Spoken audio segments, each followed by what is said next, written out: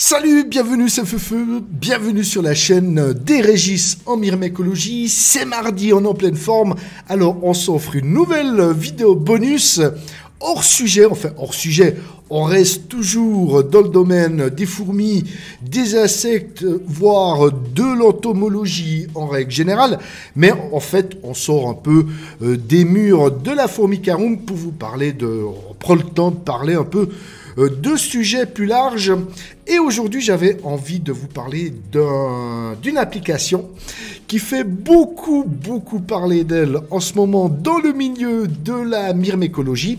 Et justement, les développeurs m'ont contacté, m'ont demandé si j'étais prêt à faire une petite vidéo pour présenter leur projet. J'ai trouvé le système sympathique, je l'ai essayé, il y a passablement de bonnes choses à en dire, et comme tout ça c'est gratuit, eh bien je me suis dit pourquoi pas leur donner un petit coup de main sous forme de pub vidéo dédiée. Donc c'est l'application Fourmilabs, je pense que tu en as déjà entendu parler, si tu ne l'as pas vu, au moins entendu parler.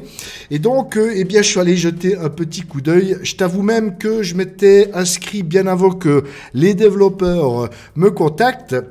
J'ai un petit peu scruté ce qu'il en était et de ses possibilités. J'ai trouvé l'idée plutôt sympathique. Donc, tu vois, à l'écran se trouve sur le site. Tu le trouveras sur fourmilabs.com. Je te mets le lien en description de la vidéo. Donc, n'hésite pas à aller jeter un petit coup d'œil. C'est gratuit. Alors, l'application est en version alpha, donc en plein développement. C'est pas encore totalement stable. Mais on est averti dès le départ en entrant sur la page d'accueil. C'est une version en plein développement. N'hésite pas à déjà venir voir le travail accompli et pourquoi pas participer aux conseils et astuces auprès des développeurs. Ça peut toujours aider au fil du temps et du travail. On va voir ensemble ce que l'application nous propose. Donc déjà, quel est le but de cette application? Eh bien, c'est tout simplement t'aider à gérer tes colonies de fourmis au niveau de tout ce que tu dois faire de récurrent, on va dire nettoyage de la DSC, nourrissage des colonies, application de l'anti-évasion, etc., etc. Tu peux même, au fil du temps, vérifier le développement de ta colonie. Mais plutôt que d'en parler, moi je te propose d'aller voir tout de suite. Donc tu peux sans autre créer un compte gratuit. Et donc, la première chose que tu peux voir, tu peux aller dans tes colonies. Donc la première fois, tu vas simplement créer sur une nouvelle colonie, pardon.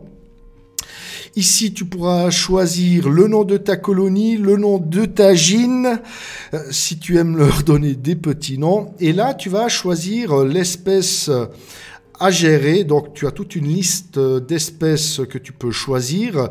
Et donc, ça va te fournir, entre guillemets, la fiche d'élevage. Si tu n'as pas l'espèce appropriée dans ce listing, tu peux simplement revenir sur la page d'accueil et ici, créer une nouvelle espèce. Et donc, tu notes le genre de ta fourmi, son espèce et sa famille. Tu peux même mettre sa sous-famille, etc., etc. Et ensuite, tu peux donner les attributs de ton espèce en te basant sur sa fiche d'élevage. Alors attention, une fois que tu as créé ça, pour autant que j'ai pu voir à l'heure actuelle du développement de l'application, eh bien tu dois attendre que ta fiche d'élevage soit validée avant de pouvoir l'utiliser et de la proposer au reste de la communauté de l'application. Voilà, une fois que tu as créé ta colonie, eh bien tu rentres, comme ici, moi j'ai créé les maculatus, tu rentres dans la gestion de ta colonie et voilà, tu as ici tous les paramètres de maintien qui sont basés sur sa fiche d'élevage sur le site ou l'application, je ne sais pas comment l'appeler, puisque finalement, moi c'est depuis le PC, mais tu peux utiliser ton portable. C'est totalement adapté au portable. Et donc, comme je te le disais, tu as toutes les caractéristiques de maintien entre l'hygrométrie, les températures, ce qu'elle mange, des insectes, des liquides sucrés, des fruits, sa provenance, ainsi que si elle a un polymorphisme ou non. Ensuite, tu as ici un graphisme sur le développement de ta colonie. Alors en fait, ce graphique est généré de par tes saisies que tu notes ici en dessous. Donc, ici, moi, c'est une colonie à polymorphisme. Et donc, tu peux noter ici tes... comment te dire ça? Le nombre d'individus de ta colonie, si tu as le cœur de compter au fur et à mesure des mois et de son développement. Et après, ça te fait un petit, un petit graphique qui peut être intéressant. Mais ce qui est surtout intéressant, c'est ici toutes les choses que tu dois faire. Et donc ici, comme tu vois, il faut nettoyer, il faut réhumidifier.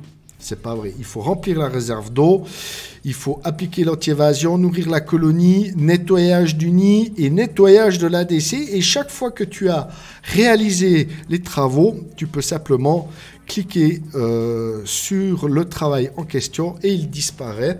Puis, il va revenir automatiquement. Donc, il faut passer chaque jour, voir quel travail tu dois faire. Et il va revenir automatiquement selon les paramètres que tu auras insérés dans le travail.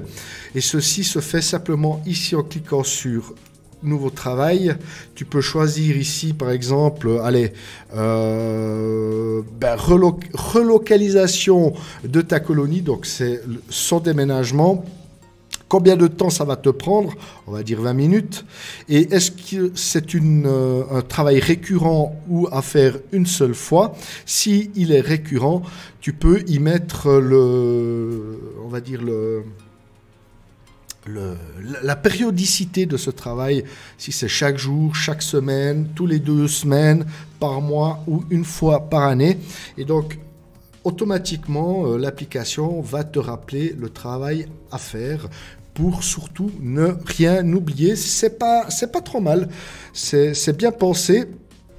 Alors, il y a d'autres choses à voir. Ici, tu as toute la liste des fiches d'élevage que tu peux récupérer.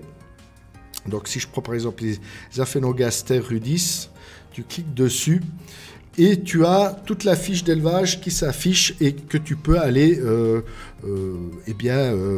consulter. C'est toujours des informations intéressantes.